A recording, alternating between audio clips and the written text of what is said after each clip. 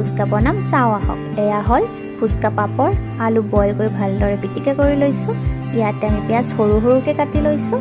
এইফালে দৈ, অকণমান নিমখ আৰু চেনি দি ভালদৰে মিক্স কৰি লৈছোঁ। আমি বিকাজী ভুজিয়া ইউজ কৰিছোঁ, আপোনালোকে যিকোনো ব্ৰেণ্ডৰ ভুজিয়া ইউজ কৰিব পাৰে। এইফালে পুদিনা, ধনিয়া আৰু জলকীয়া চাটনি বনাই লৈছোঁ। এইফালে কেৰাহী ভালদৰে গৰম হ'ব দিছোঁ। কেৰাহী গৰম হোৱাৰ পিছত আমি ৰিফাইন তেল ইউজ কৰিছোঁ। তেল গৰম হোৱাৰ পিছত আমি ফুচকা পাপৰ অকণমান ৰংচোৱাকৈ ভাজি লৈছোঁ। এয়া আমাৰ ফুচকা পাপৰ ৰেডি।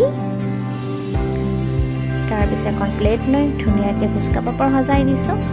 ফুচকা পাপৰ আলু পিটিকা, ধনিয়া চাটনি, পুদিনা চাটনি আৰু টমেটো চাটনি, এইফালে কেঁচা পিঁয়াজ, দৈ, ভুজিয়া আৰু চাট মছলা। আপোনালোকে ডালিম বা তিয়ঁহ সৰু সৰুকৈ কাটি ইউজ কৰিব পাৰে।